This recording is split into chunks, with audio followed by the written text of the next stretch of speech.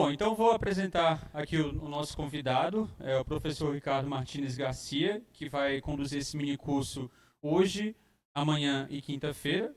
Tá? O professor Ricardo Martins Garcia, ele é espanhol, ele fez seus estudos iniciais em física na Espanha, tanto em nível de graduação, mestrado, doutorado. Após o doutorado, ele trabalhou um tempo no Instituto Max Planck, na Alemanha. A gente teve também o privilégio de trabalhar com ele aqui no ICTP Cypher durante alguns anos. E hoje em dia ele está na Alemanha, no Instituto Casus. E talvez o Ricardo possa explicar melhor como é que funciona. E tanto o professor Ricardo quanto a Luísa, que vai dar uma palestra na sexta-feira, eles estão participando do outro evento que está acontecendo lá em cima. Então, é um evento, talvez vocês tenham um pouco de ideia a partir do curso do Ricardo e a partir da palestra da Luísa, vocês possam entender um pouquinho o tipo de problema, os tipos de problemas que são discutidos nesse evento, que é um evento de pesquisa que está acontecendo lá no quarto andar, que vocês já devem ter visto. Tá? Então, Ricardo, muito obrigado por ter encontrado tempo, ainda mais nessa semana tumultuada para você. Muito obrigado e bom curso. Boa aula, pessoal. Obrigado, Lucas. Eu que agradeço o convite. Sempre é um grande prazer voltar para aqui, para essa aula. Então, como o Lucas falou, eu vou fazer 3 aulas para vocês, onde vou tentar introduzir uma área da física que se chama mecânica estatística. Quantas de vocês já escutaram essas duas palavras juntas? Separadas eu imagino que todo mundo, mas juntas. Física e estatística, perfeito. Então vai ser bom, porque tem poucas pessoas que escutaram esse termo. Eu vou me focar em tentar criar em vocês uma intuição para vocês entenderem como é que essa área da física tenta explicar os fenômenos que ela tenta explicar. Eu não vou entrar muito em conta, evidentemente. As contas da mecânica estatística são muito complexas, são muito longas. Elas envolvem camas da matemática que normalmente vocês aprenderiam em cursos mais avançados de uma graduação em física, uma graduação em matemática. Então, vou entrar nisso. Afortunadamente para vocês e para mim. E depois tem 2 coisas que eu, antes de começar com o conteúdo em si, eu queria conversar com vocês. A primeira é que, como vocês perceberam, que o Lucas falou, eu sou espanhol, não sou nem brasileiro, nem português, nem de nenhum outro país de fala portuguesa. Eu falo português, eu acho que mais ou menos. Tipo, eu aprendi de um jeito razoável. Eu escrevo português de um jeito horrível. Então, eu vou fazer aula na lousa, mas não podem julgar o conteúdo da disciplina pelo nível do português que vai ter na lousa, tá? Se a gente não tem isso combinado, a gente vai embora já, porque senão vai ser horrível, tá? O que eu sei de física e estatística não tem correlação com como eu escrevo português, tá? Perfeito. Vai dar para entender, não tem que se preocupar por isso, mas evidentemente pode ser estranho, particularmente se nunca tiveram aula com um professor estrangeiro ou professora estrangeira, achar que um professor de universidade pode escrever a sua língua de um jeito tão horrível. E acontece. Do mesmo jeito que talvez algum dia vocês são professores de universidade e o seu espanhol escrito pode ser tão terrível como o meu. Português, o meu espanhol é bom. Então, dito isso, eu vou tentar cobrir nas 3 aulas eu vou tentar começar introduzindo o conceito-chave da mecânica estatística e como a matemática que a gente usa para entender isso. Depois eu vou dar para vocês um exemplo de um sistema físico que a gente conseguiu estudar com mecânica estatística. E depois, se eu tiver tempo, vou explicar para vocês como é que essa interface entre a física estatística e a biologia, os sistemas biológicos, foi construída e como é que a gente trabalha mais nessas áreas de fronteira de pesquisa. Para uma relação mais direta entre a mecânica estatística e a biologia, a aula da Luísa na sexta-feira vai ser muito mais focada nisso. Tá?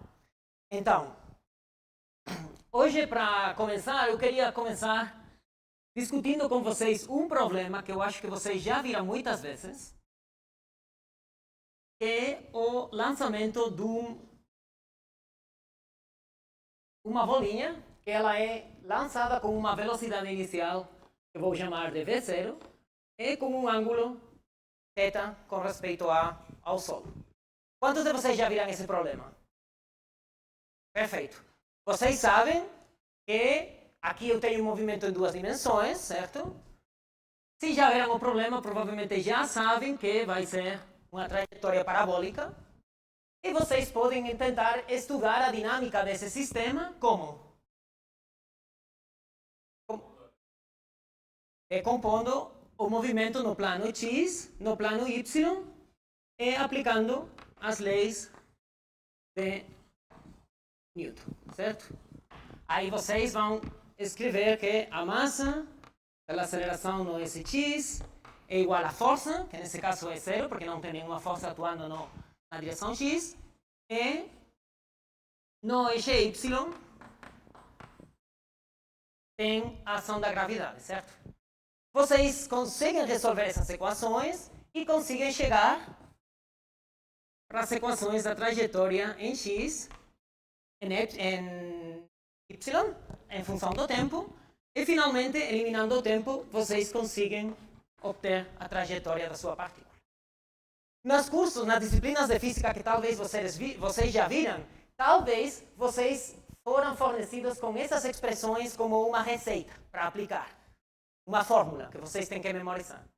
Quando vocês vão mais profundo no estudo da física, essas fórmulas que vocês agora assumem como a receita, elas na verdade vêm de resolver umas equações diferenciais que dão a taxa de mudança nas coordenadas x e y.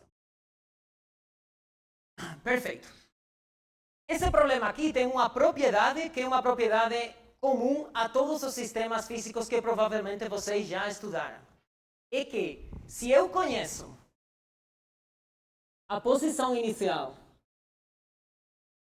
do meu corpo, eu conheço a velocidade inicial, que tem módulo V0 e ângulo θ, vocês resolvem esse problema.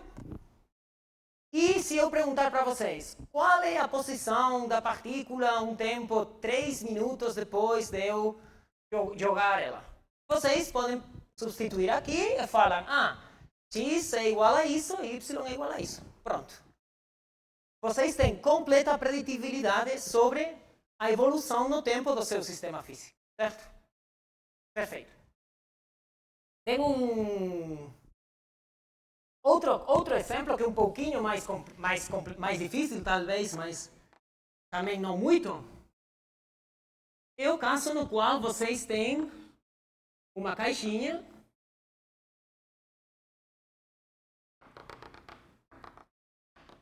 As minhas habilidades desenhando são mais ou menos como escrevendo português, então vão aí comigo. E dentro dessa caixinha tem outra bolinha, outro corpo, com um momento linear ou uma velocidade. Vocês já estudaram movimento linear, velocidade, movimento linear, perfeito. Eu vou perguntar todas essas coisas porque é a primeira vez na minha vida que eu estou falando para umas pessoas tão jovens. Então, só quero ter certeza que vocês acompanham tudo certo. Tá? E se alguma coisa não acompanharam, levantam a mão, perguntam e a gente para. De qualquer jeito, eu não vou cobrir tudo o que eu preparei. Então, tanto faz parar depois de cobrir um 80% ou um 70%. O importante é vocês aprenderem, tá? Perfeito. Nesse caso aqui, que eu tenho uma única partícula, do mesmo jeito eu posso especificar a posição da partícula e o momento linear dela. E se eu conseguir integrar as equações de movimento dessa partícula, eu também tenho todo o conhecimento para predecir onde é que essa partícula vai evoluir no tempo. Eu provavelmente tenho que assumir que cada vez que ela vai encontrar uma das paredes, ela tem uma colisão elástica, não tem dispersão de energia, mas eu consigo. Provavelmente vocês, numa situação mais simples, já até resolverão esse problema também, com conservação do momento linear. Agora, isso aqui é quando eu tenho uma partícula.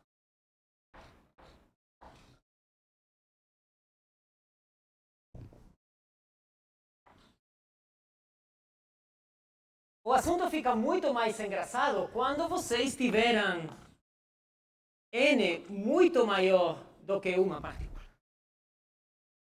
Por quê? Eu pergunto muito quando eu estou fazendo aula. Então, Porque tem mais variáveis, perfeito. Se eu tenho duas partículas, eu tenho que resolver mais equações, e mais equações, e mais equações. Se eu pegar essa garrafinha aqui, ela não tiver álcool. Quantas moléculas de ar vocês acham que tem nessa garrafinha? Mais ou menos. 15. Quantas? 1000? Da ordem de 10, 23. Certo? Então, se eu tiver uma caixinha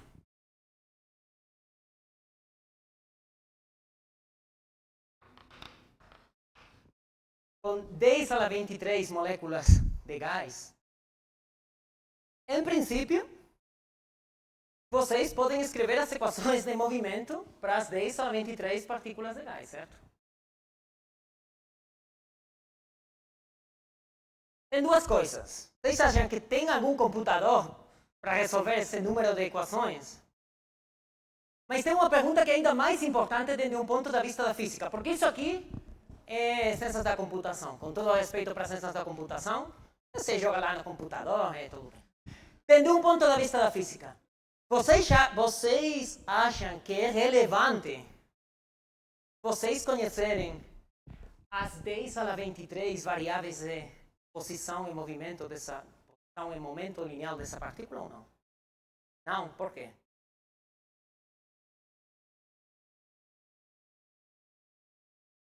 Tem que tentar entender. Vocês estão interessados em, por exemplo, nessa sala aqui. Eu não me importo muito se as moléculas de gás estão em diferentes lugares. O que eu quero saber, por exemplo, a temperatura da sala, certo? Particularmente hoje, que está muito quente. A temperatura da sala é uma função das propriedades microscópicas dessas moléculas de gás, de ar. Mas eu não preciso saber se tem as partículas uma aqui e outra lá. Não. A física estatística faz isso.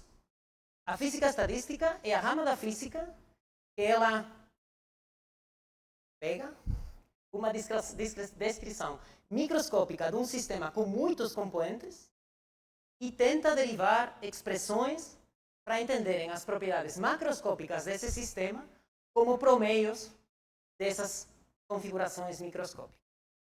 Eu acho que nessa frase eu introduzo muitos conceitos novos para vocês. Configuração microscópica, promeio, talvez até para alguns de vocês.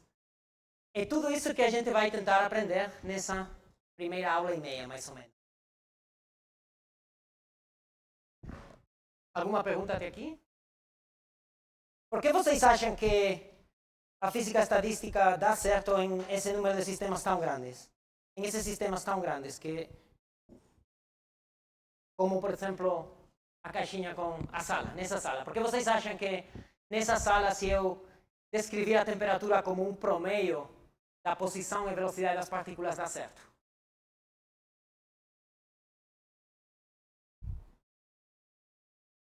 Porque eu tenho muitas.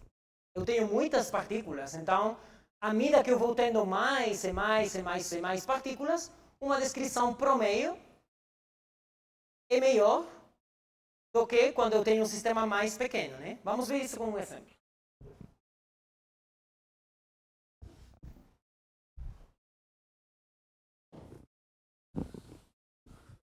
Sim. Ah, uma coisa, desculpa. Que eu me lembrei agora. Vocês podem me chamar professor se ficaram mais confortáveis. Eu prefiro Ricardo, mas se vocês querem chamar-me professor porque estão acostumados, perfeito, não tem problema. Mas me podem chamar Ricardo se quiserem.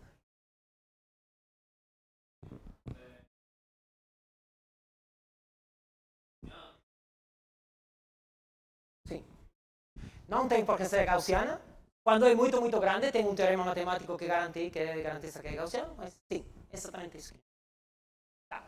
Vamos ver todos esses termos que eu introduzi com um exemplo bem simples. Vamos imaginar que a gente tem uma caixinha.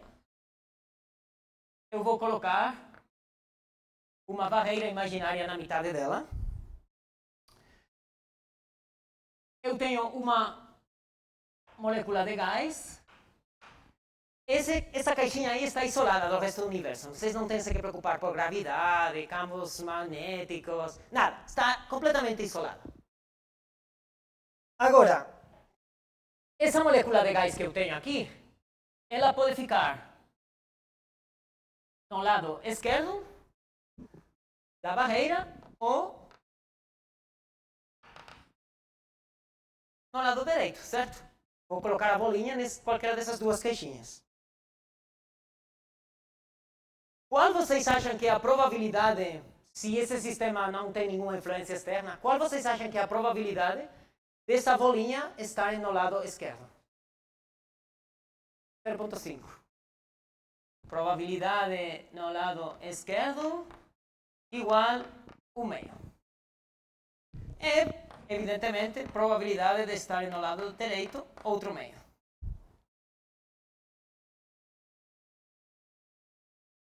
Perfeito. Até aí, simples.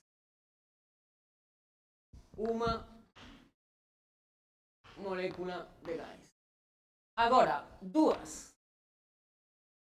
Vamos fazer tudo direito até 10 a la 23, tá? Até... Eu tenho de novo o meu sistema.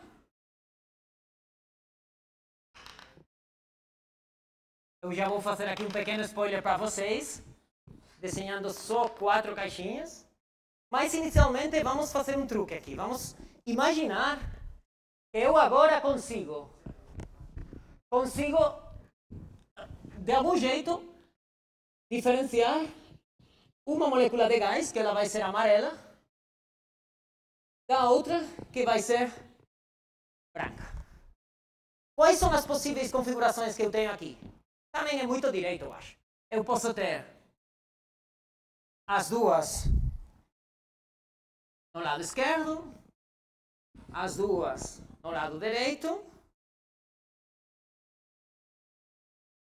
branca e amarela, branca e amarela.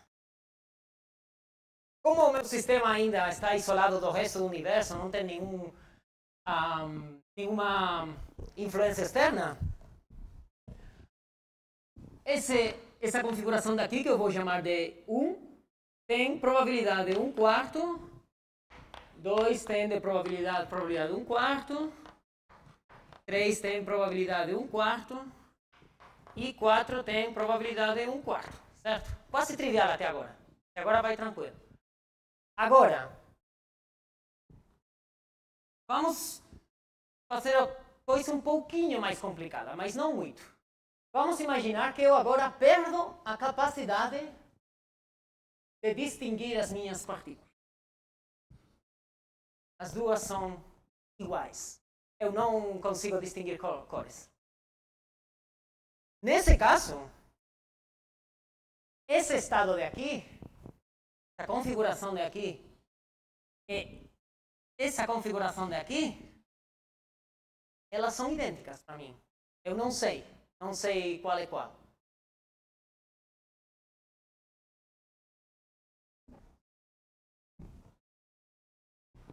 Dois e 3 iguais. Indistinguíveis. Mas indistinguíveis tem muita uva e muita T e tilde, então eu prefiro escrever. Agora, eu não tenho mais 4 estados, 4 configurações possíveis, certo? Quantas configurações eu tenho agora? 3. Eu vou chamar. Vou apagar isso. Então, eu vou chamar agora o estado, a configuração A, vai ser 2 no lado esquerdo. B, deixa só, porque depois, se quiserem, eu posso compartilhar as notas para ter certeza. As duas no lado direito. E C, uma em cada lado. Qual é a probabilidade do estado? Qual é a probabilidade de eu achar o meu sistema na configuração A?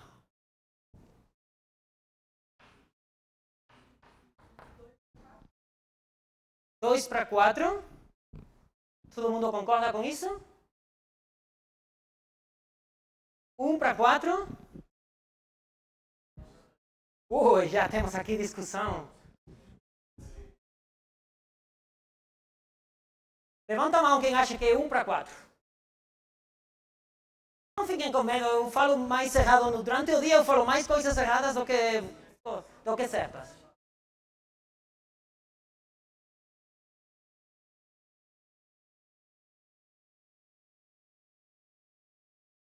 Isso que vocês estão enfrentando agora é a...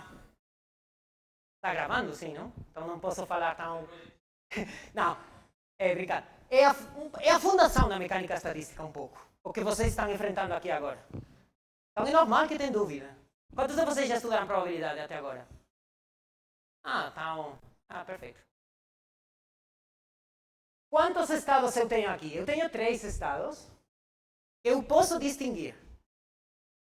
E tem 4 se eu assumo que o estado B tem 2 possíveis opções, né? Então, a probabilidade do estado A é 1 sobre 4.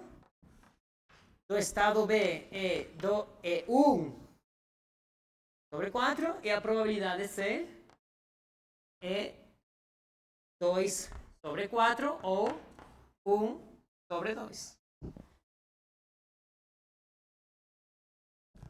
Mas olha que interessante já, só com essa pequena coisinha que a gente mudou, a gente já tem que esse estado B, essa configuração B, é mais provável do que as outras duas. Isso é interessante. Só tenho 2 bolinhas numa caixinha, eu já começo a achar que tem configurações dessas bolinhas que são estatisticamente favorecidas. E só tenho 2 bolinhas. Imaginem quando vocês tiveram muitas mais.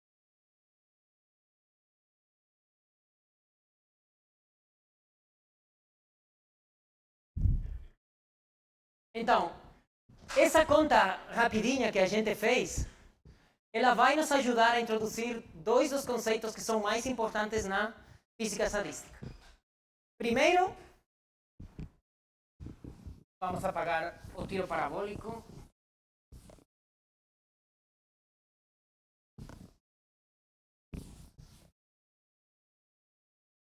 Primeiro conceito super importante, o conceito de macroestado.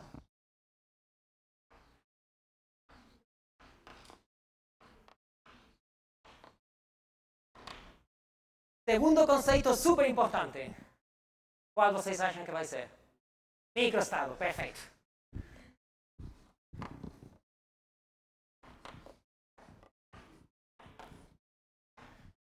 No meu exemplo aqui, quais são os meus macroestados? Alguém tem alguma intuição? Combinação de todos os microestados? Está faltando um pequenininho detalhe. Os macroestados são o que eu defini como A, B e C. São as configurações do meu sistema que eu vou conseguir distinguir. Eu macroscopicamente vou conseguir distinguir. Num exemplo mais físico, a gente vai fazer agora um exemplo físico, não fiquem com medo com isso. Num exemplo mais físico, por exemplo, na garrafa com álcool, temperatura do álcool, por exemplo. Isso é um macroestado, se a variável é estado de temperatura, por exemplo. Quais vocês acham que são os microestados do meu sistema? São aquelas configurações das minhas bolinhas que elas vão me levar a cada um desses macroestados. Então, microestado associado a um macroestado. Eu vou chamar isso em todas as minhas aulas como ômega grande. E vai ser uma função do macroestado. função do macroestado.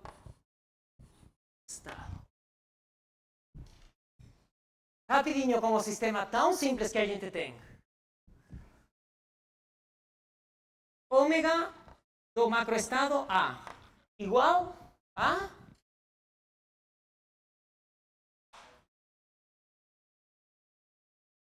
ômega do macroestado B, perfeito. É igual a o número. Qual é o número? 1. Esse amigo aqui é o microestado associado ao macroestado A e aqui o chefe é associado ao macroestado B. Para o caso C, qual é o número de microestados associados ao macroestado C?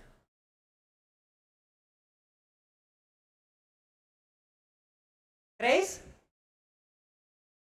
Também?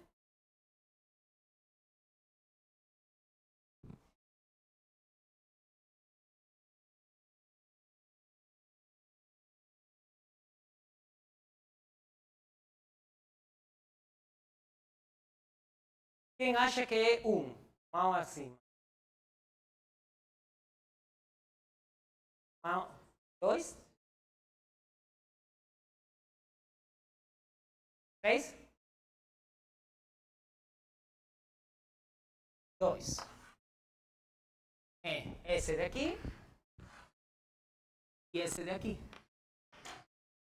Lembrem, o meu macroestado é cada uma das bolas no lugar da barreira. Esse é o macroestado. De quantos jeitos eu consigo criar essa configuração? Se a bolinha que originalmente era amarela fica no lado esquerdo e a branca no direito, ou vice-versa. Tem alguma dúvida até aqui? Sim.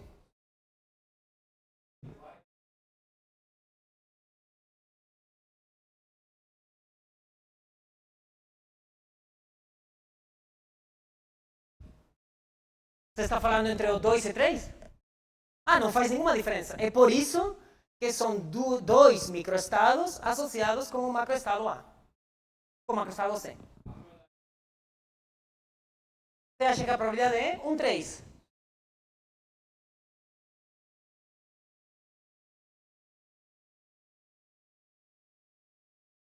Temos um conflito aqui.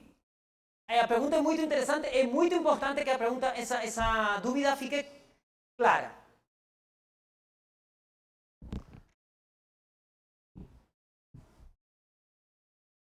Estou tentando procurar um exemplo.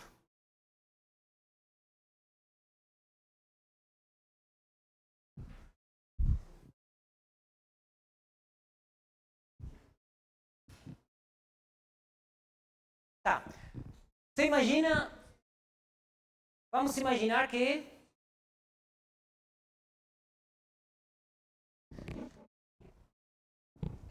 Por que você acha que é 1/3? Talvez se você faz... Se a gente raciocinar juntos, eu consigo entender qual é o melhor exemplo para resolver essa dúvida. Sim.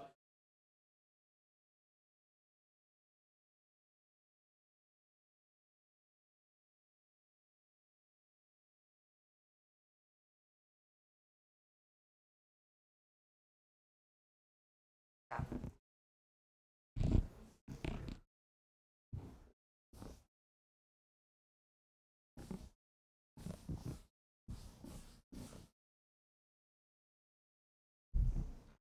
Isso aqui é a minha caixinha. Eu tenho as duas bolinhas aqui. Certo? Vamos pegar a primeira bola e vamos colocar ela na caixinha. A gente falou, ela pode ficar no lado esquerdo ou no lado direito. A probabilidade do lado esquerdo é 1, 2. E a probabilidade do lado direito é 1, 2. Até aí, perfeito, né?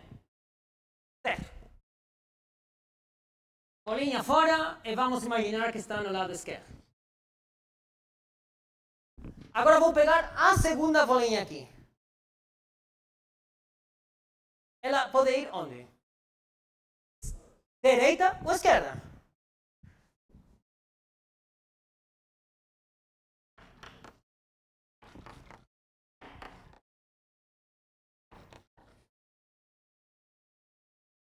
Agora, eu não sei se vocês, muitos levantaram a mão quando eu falei de probabilidade, por isso que eu peguei esse caminho aqui. Vamos ver se... Qual é a probabilidade de que eu consecutivamente coloco as duas bolinhas no mesmo lugar?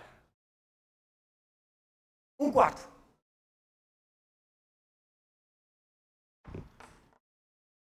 Qual é a probabilidade de que, se a primeira bolinha está no lado esquerdo, qual é a probabilidade de que a segunda fica aqui? 1/4. Eu já resolvi o caso no qual eu primeiro colocava isso aí. O problema é simétrico. As bolinhas são estatisticamente independentes. Sim? Então, mas isso é chave. É super importante. Super, super importante, tá? Perfeito.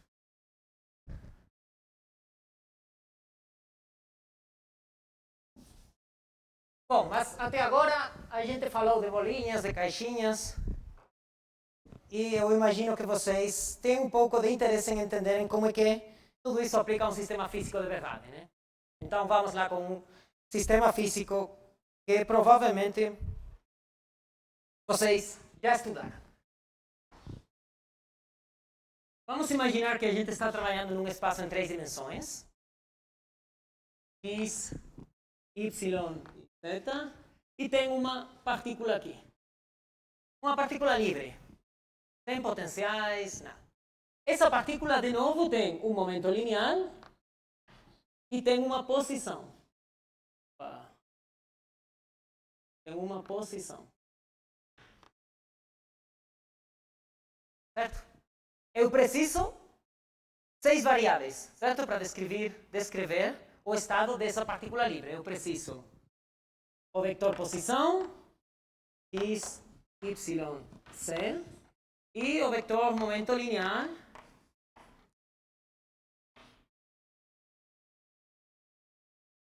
px, py, pz.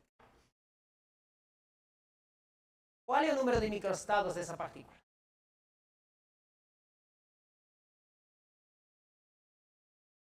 Não vamos ficar o tempo todo com uma bolinha. 6 microestados.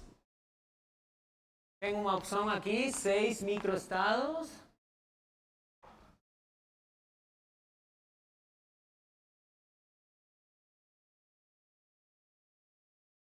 Olha uma coisa agora que a gente está mudando muito. Aqui a gente conseguia contar microestados, certo?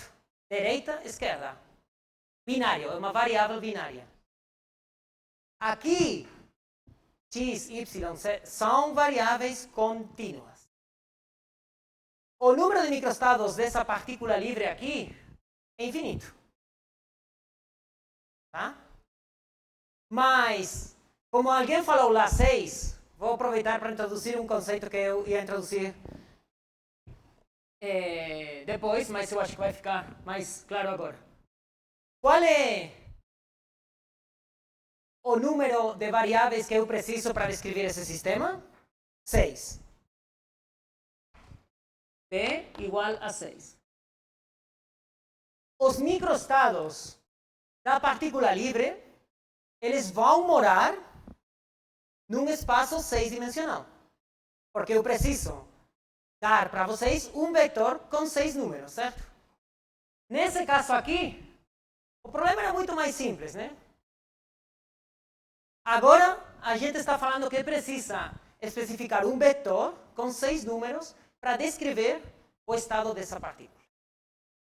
Mas agora vamos ir um pouquinho além disso. Imaginem que eu agora estou introduzindo uma limitação no sistema que a gente está trabalhando com. Vou marcar isso aqui.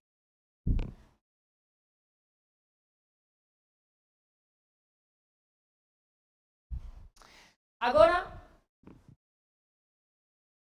eu acho que a partícula livre é muito simples, então a partícula vai ter uma energia E.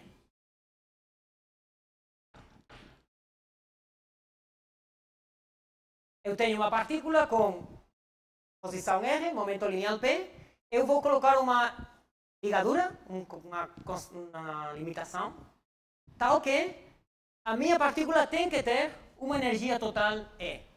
Qual é a energia da partícula livre? Energia cinética, né? É o módulo do momento linear ao quadrado dividido 2 vezes a massa. Então, eu estou falando o seguinte. Eu estou falando, a posição da partícula tanto faz. Não tem campo gravitatório, não tem nada, então energia potencial eu não vou me interessar. Mas a partícula é tal que a energia tem que ser fixa. Um numerinho, se vocês quiserem, não sei, 2 joules, qualquer coisa, tá igual. Nesse caso, quantos números vocês acham que precisam para especificar o microestado da partícula livre? 3. Vamos esquecer por enquanto da posição. Eu estou falando o seguinte. Esse aqui é o espaço dos momentos lineares. E eu sei que a energia da partícula tem esse valor aqui, né? Então,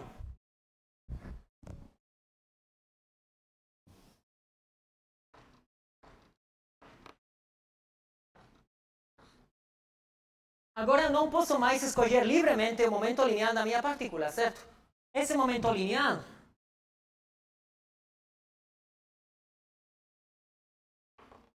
ele tem que ser tal que o módulo dele é fixo, certo? Eu posso mudar o ângulo em coordenadas esféricas, mas o raio tem que ser fixo. Por quê? Porque a energia da minha partícula tem que ficar na superfície dessa esfera, certo? Então, eu posso escolher livremente Px, Py, mas, dado Px e Py, o Pz vai estar limitado por essa ligadura E. Então, nesse caso aqui, no qual eu tenho uma restrição na energia da partícula, eu preciso um numerinho menos para especificar o estado da partícula, porque eu tenho uma limitação, tenho uma constraint.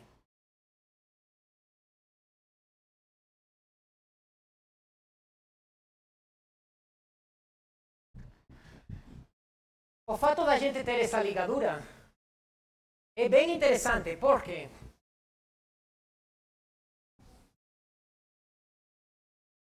sim,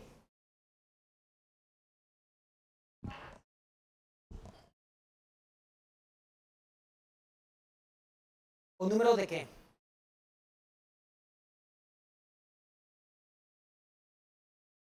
O número de variáveis é 6. Sim.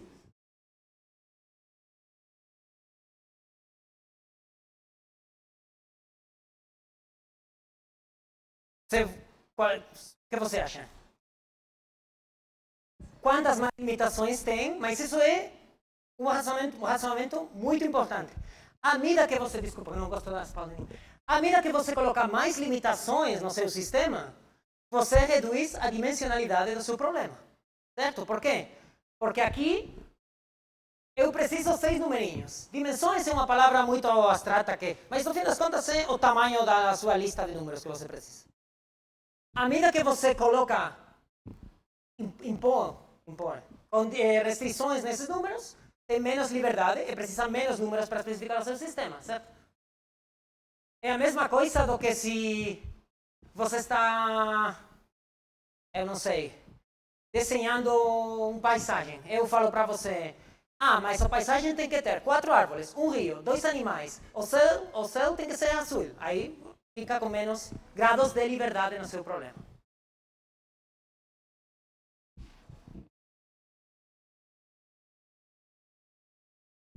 Perfeito. Então, até agora, talvez vocês estão acompanhando esses conceitos e achando eles que estão um pouco desconectados entre eles. Nos próximos 10 minutos eu espero que tudo vai fazer sentido. Por quê?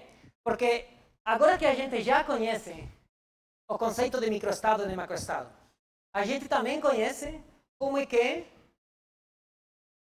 qual é o número de variáveis que a gente precisa definir para definir o microestado de uma partícula.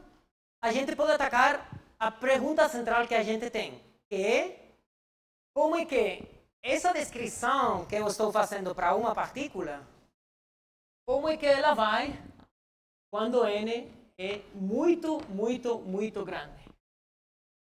A pergunta é a seguinte: se eu, em lugar de ter só uma partícula, eu tiver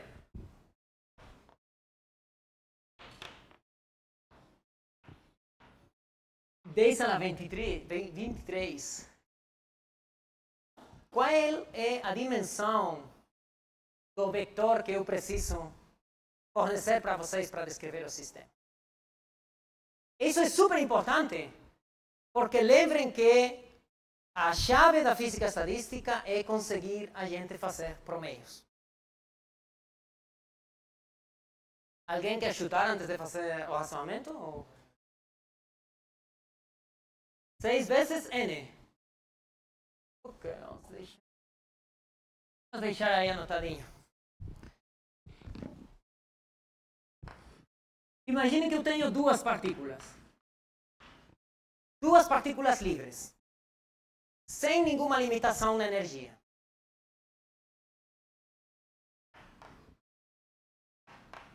Quantos números vocês precisam para descrever o microestado do sistema? 12. Agora vou fazer uma pergunta que tem um pouco de truque. Se o seu sistema de 2 partículas tem uma energia total ET, quantos números vocês precisam para descrever o microestado do sistema?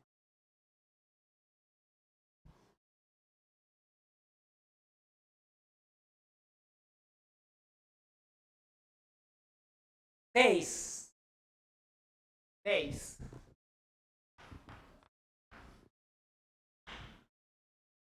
Alguma outra opção?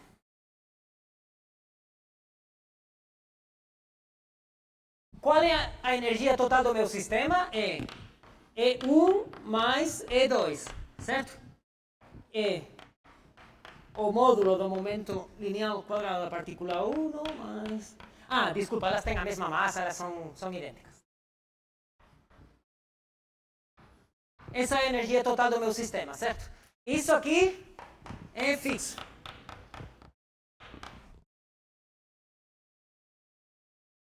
Dez? 11. Por quê?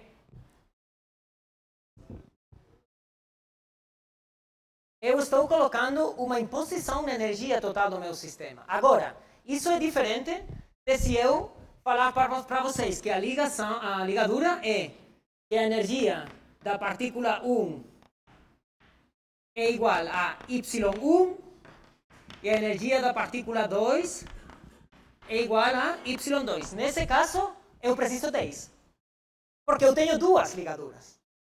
Tá? Então, mesmo se vocês tiverem muitas partículas no seu sistema, se vocês têm só uma restrição, só uma ligadura, vocês vão conseguir eliminar apenas um numerinho.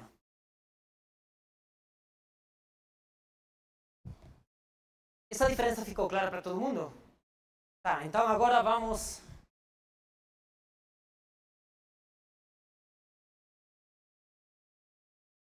A gente já vai ficando mais perto de conhecer a protagonista principal do minicurso,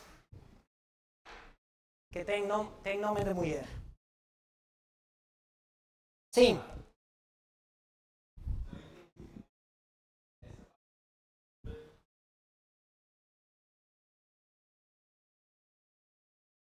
Tá.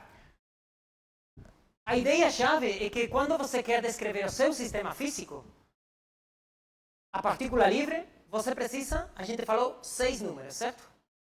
Agora, quando eu estou fixando a energia cinética da sua partícula, o que eu estou fazendo é, estou passando para você uma restrição, que é que, imagina, vamos colocar numerinhos, que talvez ajuda. eu vou falar que para o caso da partícula livre, a energia tem que ser 2 joules. Tá? Então, a energia da partícula livre é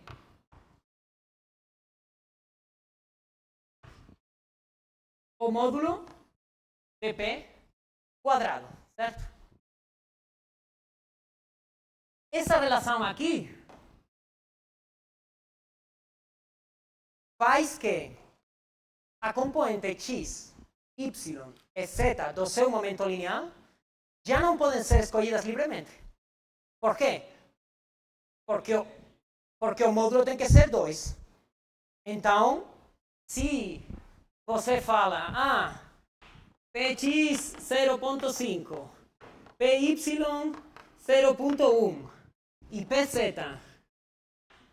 49, só para garantir que não dá 2, porque eu já experimentei ter má sorte. Isso aqui é incompatível com a minha limitação, né? Eu sei, resolvendo a minha equação, eu sei que se Px é igual a 0.5 e Py é igual a 0.1, eu sei Pz eu só pode ter um valor, certo? Ou 2. Tá?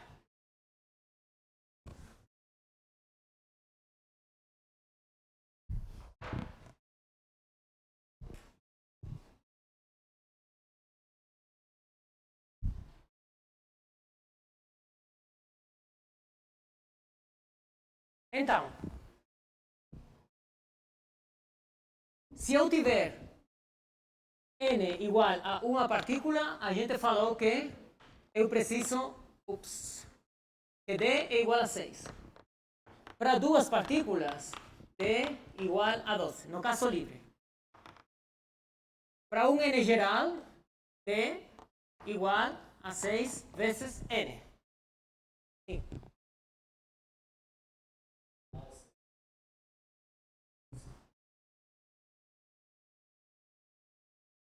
Tá. Aqui a única coisa que eu estou falando é, você imagina que tem duas partículas livres, com uma determinada energia cinética. Energia cinética 2. Tem dois jeitos de eu fixar a energia cinética das partículas. Eu posso impor que as duas, por exemplo, partícula 1 precisa ter energia cinética 2 e partícula 2 energia cinética 37. Certo? Aí você tem que manipular o momento linear para chegar a essa condição. Mas eu também posso falar, a energia cinética das duas, a soma das duas energias cinéticas, tem que ser 100. Aí você pode escolher, essa daqui tem 10, essa 90, 20, 80, 27, 3. Tem mais liberdade, certo? Porque não estou fixando as das duas, estou fixando a soma. Então, nesse caso, como eu só estou fixando a soma das duas, eu tenho 11 graus de liberdade do meu sistema. Tem 11 variáveis para descrever o meu sistema. Mas se eu fixo elas independentemente, aí tem 10 graus de liberdade, porque tem duas ligaduras.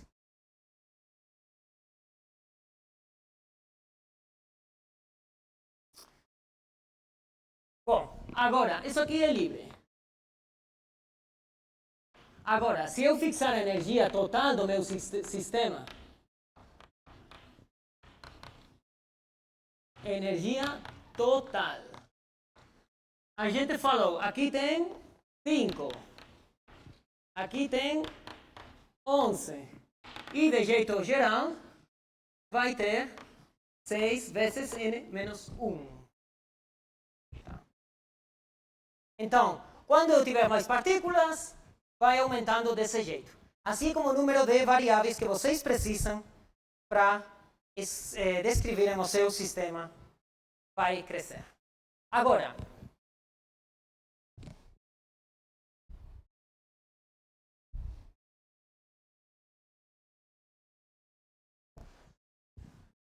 qual é a relação que isso tem com o número de microestados do meu sistema?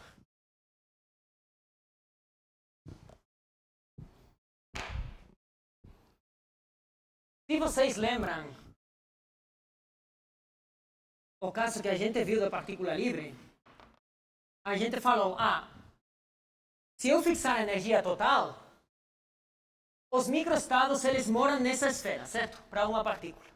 A superfície dessa esfera é 4πr², certo? R é o módulo de p². A superfície dessa esfera aqui, ela dá o número de microestados. Então, o número de microestados associado ao macroestado com energia E, ele vai crescer com o módulo de p².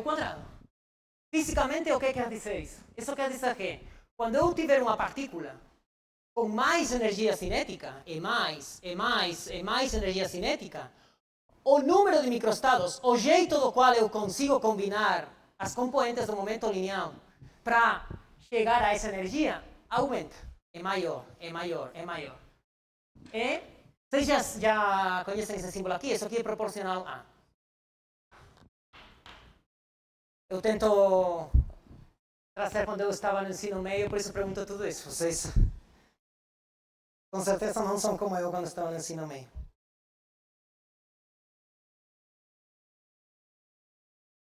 Então, isso aqui é importante. O número de microestados do meu sistema físico com uma energia E, ele aumenta proporcionalmente à energia do meu sistema E. Ao mesmo tempo, o número de variáveis que eu preciso para descrever o meu sistema físico, ele aumenta como 6n-1, como o número de partículas. Agora, uma pergunta para vocês.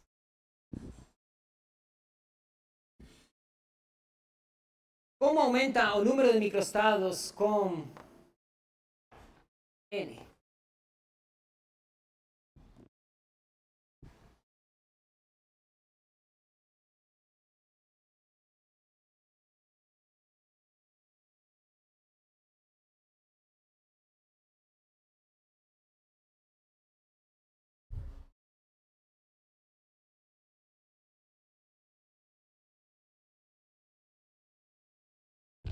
De cada partícula, desculpa?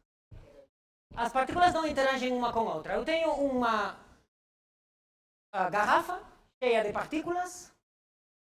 Elas interagem, bom, elas têm as colisões, mas vamos esquecer das colisões por hoje.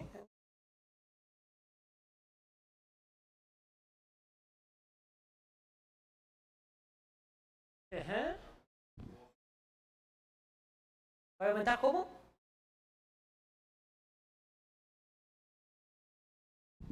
Vocês concordam então que o número de microestados com energia ele cresce proporcionalmente ao módulo do momento linear ou 6n-1? Vamos ainda. Vamos parar nesse racionamento porque é um racionamento importante. Quando eu só tenho uma partícula, o número de microestados, eles moram numa superfície em duas dimensões. Quando eu tenho n partículas, os microestados moram onde? Eles moram numa dimensão 6n-1. Ou eles moram, desculpa, se não tem nenhuma ligadura, eles moram num espaço 6n. Certo? Do mesmo jeito que a partícula livre aqui mora em 3 dimensões, os microestados da partícula livre moram em 3 dimensões, ou em 6 dimensões com a posição.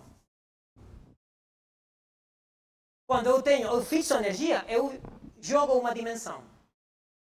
Agora, quando eu tenho n partículas, essa esfera eu não consigo desenhar. Nem eu, nem ninguém. Bom, algum físico de cordas, talvez.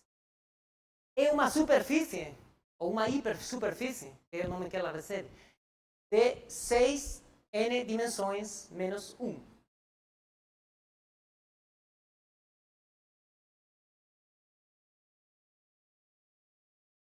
Isso, se vocês colocar aqui 10 a 23, isso cresce muito, muito, muito.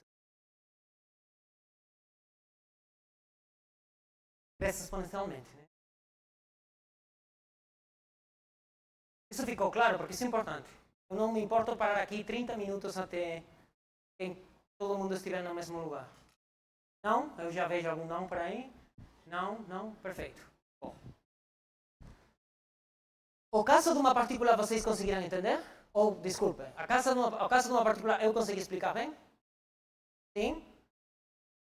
Vamos esquecer da posição. A partícula não bom, que se não consegue se mover não pode ter momento linear. Mas vamos esquecer da posição. Vamos falar só em termos de momento linear. Se a partícula for livre, não tiver uma energia fixa, eu preciso dar 3 números para especificar o sistema, certo? Px, Py, Pz. Se eu fixo a energia do meu sistema, eu estou eliminando um número. Agora os meus estados já não moram nesse plano, espaço cartesiano em 3 dimensões. Eles agora ficam na casquinha, essa casquinha aqui, na superfície da esfera. Agora vem o passo-chave. Se eu tiver 2 partículas, no caso livre, eu precisaria desenhar um espaço 6 dimensões. Eu tenho um vetor px1, px, py1, pz1, px2, py2 e pz2. Mas se eu fixar energia, eu posso eliminar isso aqui. É a mesma coisa que eu fiz anteriormente, mas agora tem que dar esse passinho mais de abstração. Se eu fizer com 3, aqui, bom, é 12 porque eu estou considerando a posição. Se eu fizer com 3, de novo, vai ter 9, e quando eu fizer a energia, vai ter 8. Se vocês fazem para N partículas, é assim. Raiz N, esquecendo a posição. Tá?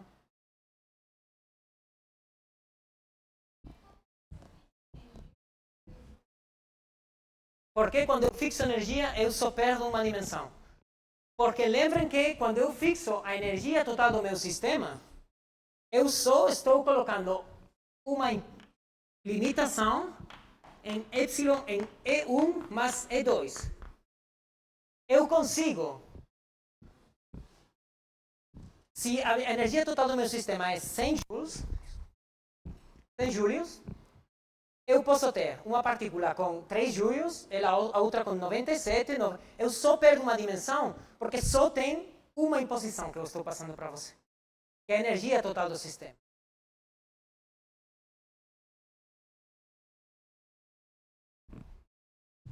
Aqui? Aqui é porque, se eu tiver posições em momentos lineares, eu preciso 6 numerinhos, certo? Mas, como a energia só depende do momento linear, aí eu posso me esquecer da posição. Mas se ficou claro com 6, vamos deixar 6. A única diferença é que, como eu não tenho nenhum campo gravitatório, não tenho nenhum campo que introduz uma energia potencial, todas as restrições elas vão entrar no momento linear. Então, eu estou falando, vou jogar de lado a posição para fazer um número mais pequeno, mas se com 6 você consegue entender, deixa o 6. Sim. Por que estou usando o momento linear? Porque eu tenho uma partícula livre e a única energia que tem uma partícula livre que está se movendo livremente no espaço é qual? Energia cinética.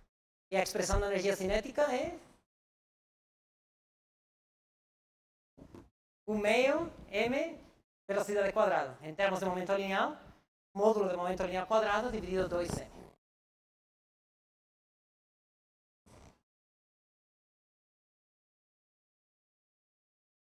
Bom, se vocês têm mais dúvidas sobre como é que a gente chega até aí, a gente pode conversar depois. Podemos refazer a conta tranquilinhos, devagar. Mas eu também vou fazer eu não sei como é isso em português, não é spoiler, mas vou reconhecer uma coisa. A física estatística não é uma disciplina simples de entender intuitivamente. Tá? Para mim é a área mais fundamental da física. É precisa um certo nível de abstração de racionamento matemático que vocês não vão desenvolver a primeira vez que vocês veem ela. Eu já ensinei física estatística 3 vezes para alunos de pós-graduação. Cada vez que eu preciso ensinar ela, eu preciso estudar de novo. Então, é claro que vocês não vão entender todos os conceitos a primeira vez que vocês veem física estatística na sua vida, ou a segunda, e mais ainda se fazem isso em 3 horas no ensino médio. Porque o fato de eu pedirem para vocês imaginarem que passando de uma partícula livre com energia cinética que provavelmente vocês estudaram, uma partícula que cai no campo gravitatório, perde energia potencial, ganha energia cinética. Isso é mais intuitivo.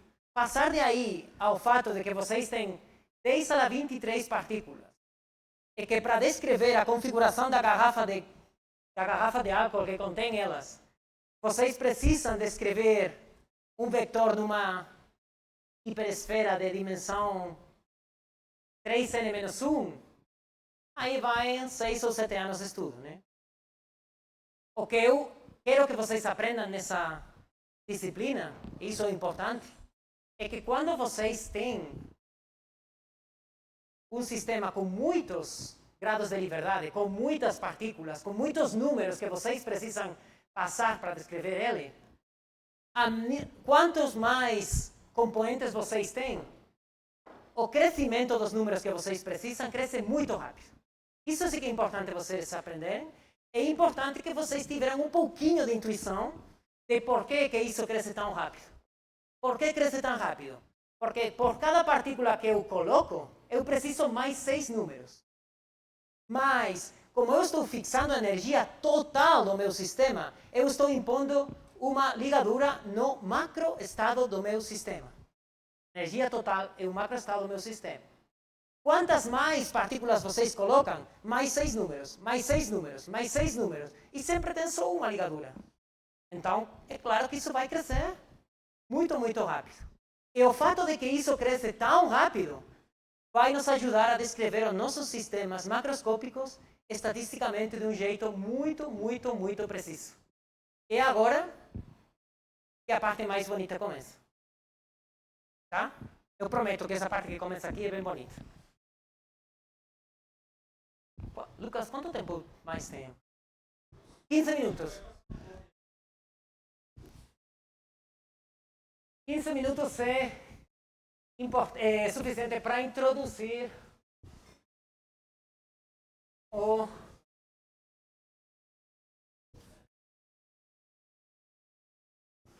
Vamos introduzir a grande protagonista do minicurso.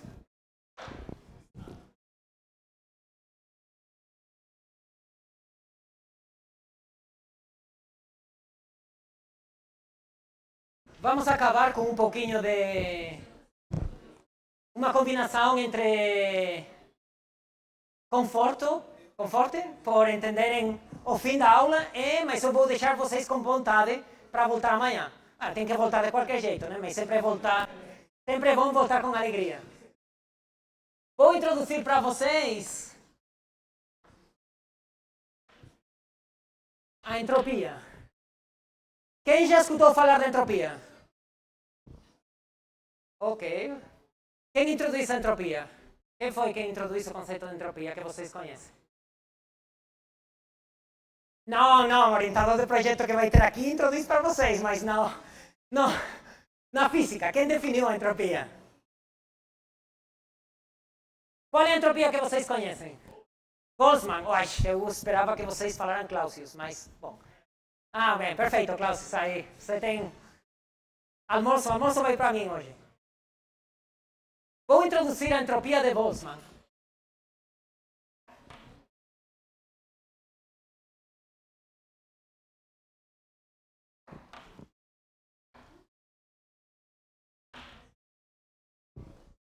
Quantos de vocês já viram essa definição?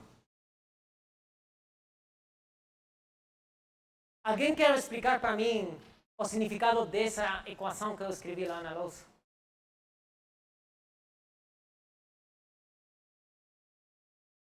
Se vocês verem a definição e não querem explicar, vou ter que explicar eu. essa relação aqui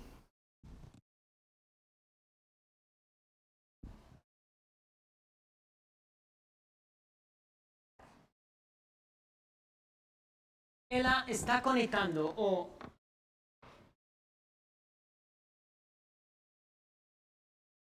número de microestados do meu sistema com uma propriedade macroscópica do meu sistema. Provavelmente essa expressão daqui é a primeira vez que vocês vão ver uma equação que dá conta de uma propriedade macroscópica da matéria em termos das propriedades microscópicas dela. Vocês já estudaram termodinâmica? Sim? E já viram que a entropia só pode ser medida como aumento de entropia, diferencial de calor, dividido a temperatura. Vocês já viram isso? Não? Aqueles de vocês que já viram isso, ou aquelas de vocês que já viram isso, vocês não acham estranho que a entropia tem dois jeitos tão diferentes?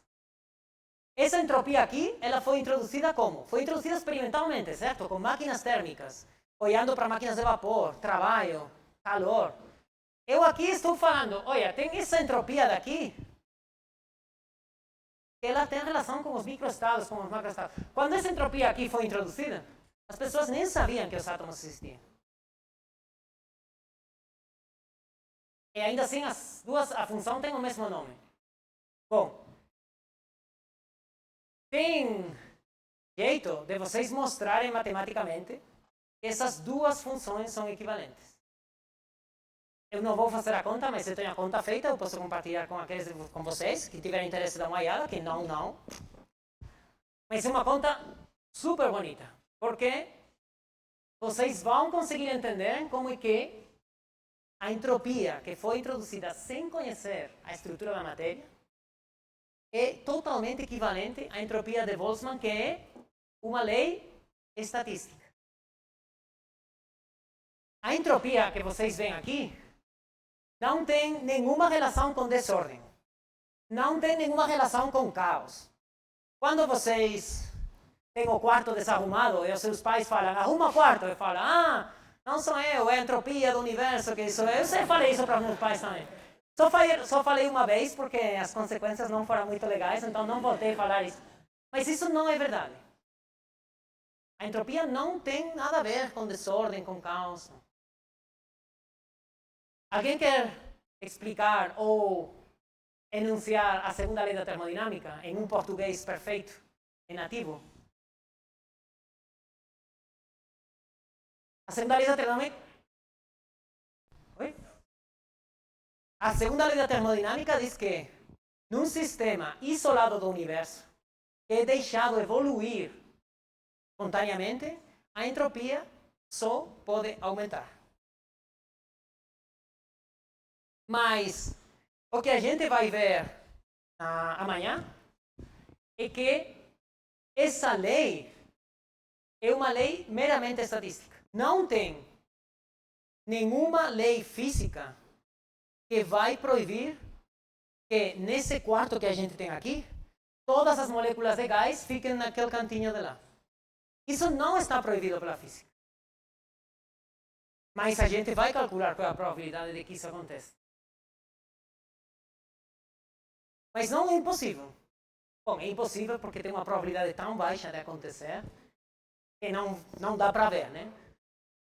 E a segunda lei da termodinâmica, formulada em termos dessa entropia de aqui, formaliza precisamente isso. Explica por que esses microestados, lembrem que o fato de eu ter em todas as moléculas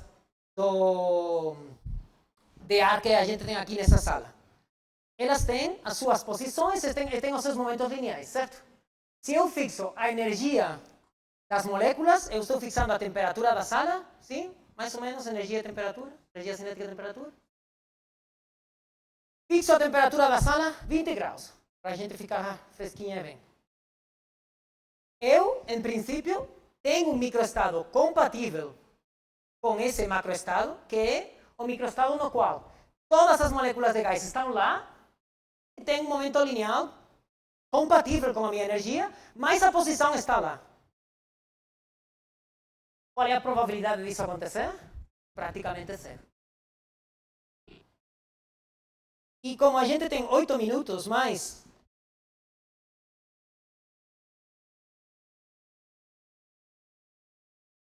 vamos ver por que isso acontece. Tem conta. Imagine que voltamos ao caso inicial, no qual a gente tinha esse caso aqui. Agora vamos entender por que a caixinha com a barreira é um modelo de um sistema físico. Vocês lembram do primeiro exemplo? A gente falou, o macroestado A tem um microestado. O macroestado C tem 2. E o macroestado B tem 1. Agora, vamos fazer para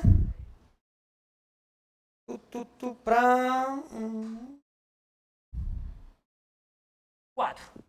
Isso aqui é n igual a 2. Agora vamos fazer para n igual a 4. Para n igual a 4, eu tenho A, que é as 4 partículas no lado esquerdo. Tem B, que é 3 no lado esquerdo, 1 no lado direito. Tem C, que é 2 no lado direito e 2 no lado esquerdo. D, 1 e 3. E E, 0 e 4. Quantos microestados vocês têm compatíveis com A? Com A? 1. Com A, 1. Todas as partículas têm que estar aqui. E com E, 1. Porque isso foi o que levou à confusão anteriormente, certo? Agora, quantos microestados vocês têm compatíveis com B? 1, 4, 2. Bom, eu posso ter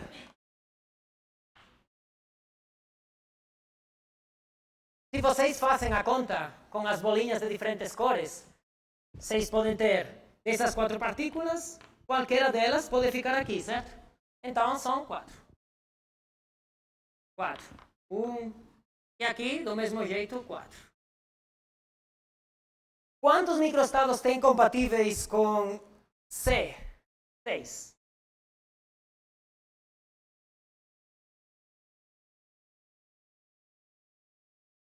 Essas linhas que vocês têm lá na pizarra, elas contêm toda a informação que a gente precisa para entender estatisticamente a segunda lei da termodinâmica.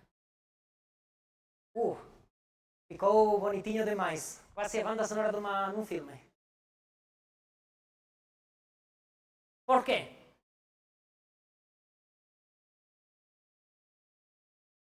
Tem um pequeno detalhe. Eu aqui, a gente faz contando, né? 4. Se vocês quiserem fazer para 11 bolinhas, não conseguem fazer contando. Tem toda uma área da matemática, que é a combinatória, que fornece as ferramentas para fazer isso. É divertido, mas tenho que falar que é divertido. Por que vocês acham que essas duas gráficas aqui estão me ajudando a entender a segunda lei da termodinâmica? Por quê? Quando elas estão separadas é mais provável, vai por aí a coisa. Eu estou aumentando o número de estados, o número de partículas. Imaginem que eu tenho 10 milhões de partículas, quase como o tamanho de São Paulo. Quantos microestados eu tenho compatíveis com o meu estado A, no qual os 10 milhões de partículas estão no lado esquerdo? Só 1. Mas, à medida que eu aumento o número de partículas, isso aqui sempre é 1. Mas, isso daqui não é sempre 1.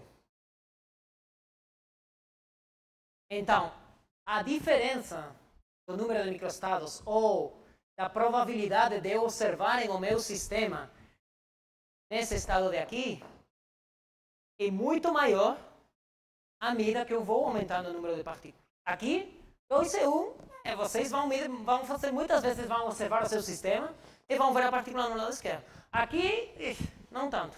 É claro, tem mais outra coisa.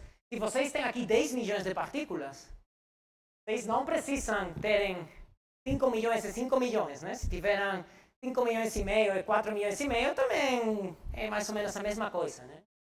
A parte central do seu histograma, a parte central da sua distribuição de probabilidade, vai ser muito mais provável do que as caudas, quanto maior for o tamanho do seu sistema. É por isso que, quando vocês vão computar valores promedio para entenderem as propriedades macroscópicas do seu sistema, vai dar certo. Por quê? Porque vocês vão ter uma estatística bem comportada no seu sistema. E porque o seu sistema de jeito natural vai evoluir para o estado de máxima entropia? Porque vai evoluir para o estado no qual tem mais incertidumbre estadística, tem mais microestados compatíveis com o macroestado do seu sistema. Não tem nada a ver com, infelizmente para vocês, com não plegar as roupas e não recolher as garrafas de água vazias do solo, nem nada disso. Tá? Então, vamos acabar aqui por hoje. Amanhã o que a gente vai fazer vai ser entender como é que a gente pode calcular esses valores promeios. Para calcular os valores promeios, eu não preciso só o número de microestados, certo? Eu preciso saber qual é a probabilidade de eu achar o meu sistema no microestado. Então, vamos calcular isso, e vamos calcular os valores promeio. E se eu falo um pouquinho mais rápido, vamos estudar um modelo físico específico que é o materiais magnéticos. Como é que eles podem ser modelados com todas essas ferramentas. Vocês já viram alguma coisa sobre modelo de Ising em algum projeto, em alguma coisa? Não? Perfeito. Então, amanhã vai ser tudo novo. Se tem alguma pergunta, podem perguntar agora, podem vir aqui, podem fazer o que seja mais comum.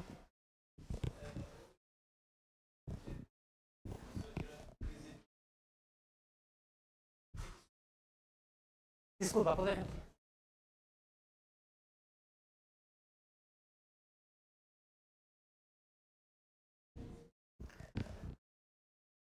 Bom, tem mais uma pergunta sobre o fato de eu colocar uma ligadura na energia total do meu sistema, só eliminar informação sobre o momento linear de uma das partículas. Essa pergunta?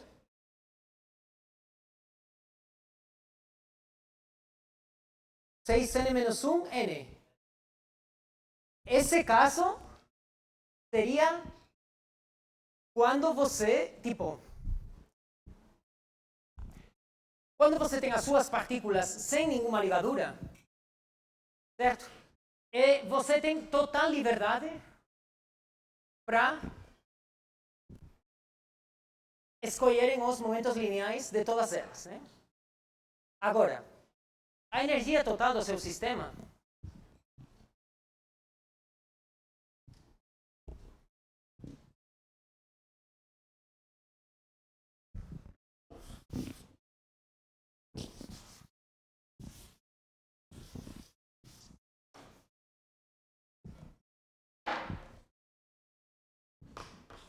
vou fazer para duas partículas. A energia total é energia 1 mais energia 2.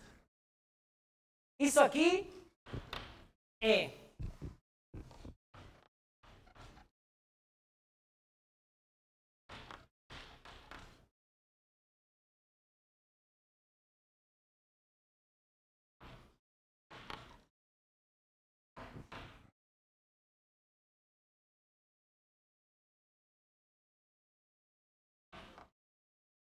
aí vai ficar horrível. Peraí. P1x quadrado mais P1y quadrado mais P1z quadrado. Até aí tudo certo, né? Perfeito. Mais P2x quadrado mais P2y quadrado mais P2 quadrado. Perfeito? Essa energia total de duas partículas livres. Não? Se vocês quiserem calcular se eu falar para vocês, a energia total do meu sistema tem que ser 1J, 1 Joule. Certo? Vocês conseguem até, por exemplo, falar, então, P1x² mais P1y² mais P1z² mais P2x² mais P2y² mais P2 é igual a 2 vezes M, né? Todo mundo concorda? Sim?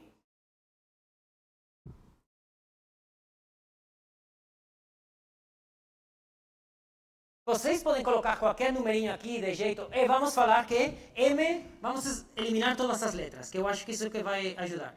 M é igual a 6 quilogramas. Então isso aqui é 12. Sim? Vocês podem colocar aqui qualquer valor nesses números? Não, se eu coloco aqui 10 mil, aqui coloco 37 milhões, aqui coloco 31, 13, 14, 15, não dá. Não? Mas se vocês podem escolher livremente 5 deles. Sim. Não? Depois outro eu resolvo. Coloco aqui 1, e outro é igual. Façam a conta. Perfeito. Joia. Agora vamos fazer para 3. Não se preocupem que eu não vou usar o truco da louça. P3x² mais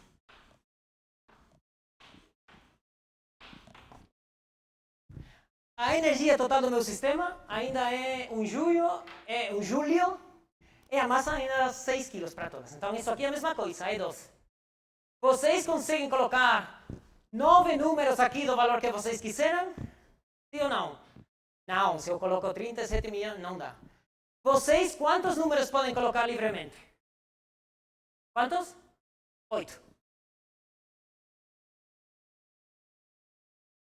E aqui, lembrem, n é igual a 3, com o qual a gente tem 3n menos 1, certo? 9. Lembrem que isso foi uma coisa que talvez eu fui muito rápido, porque eu pulei entre 6n menos 1 e 3n menos 1, é porque eu estou esquecendo da posição, porque a posição não tem nada, sempre vai ser multiplicar por 2 a posição, porque não tem nada, nenhuma imposição sobre ela, não tem nenhuma ligadura.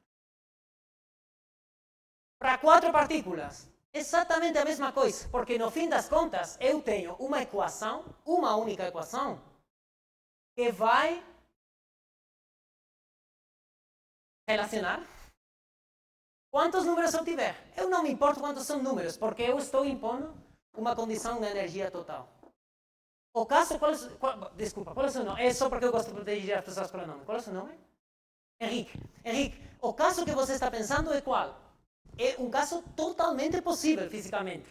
Mas vou rascunhar rapidinho o caso que você está pensando e depois vou te justificar porque eu estou me focando nesse, para ficar tudo claro, tá?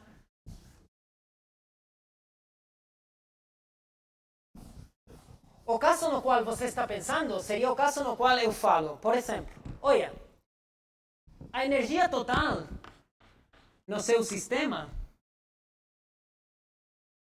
vai ser a que seja, mas o que você tem que conseguir é que a energia da partícula 1 seja 1 joule e a energia da partícula 2 seja 1 joule também. Ou 3, ou 4, o que você quiser. Nesse caso, se você faz para impor a mesma condição, cada vez que, para que todas as partículas tenham a mesma energia, a energia total do seu sistema é a energia de cada partícula vezes o número de partículas. A condição é diferente. No outro caso, a energia total é fixa. Nesse caso, a energia total aumenta quando eu vou aumentando o número de partículas. Matematicamente, o que você está fazendo nesse caso é que P1x² mais P1y² mais P1z² 2m, e se a massa ainda é 6 quilos, é 12, né?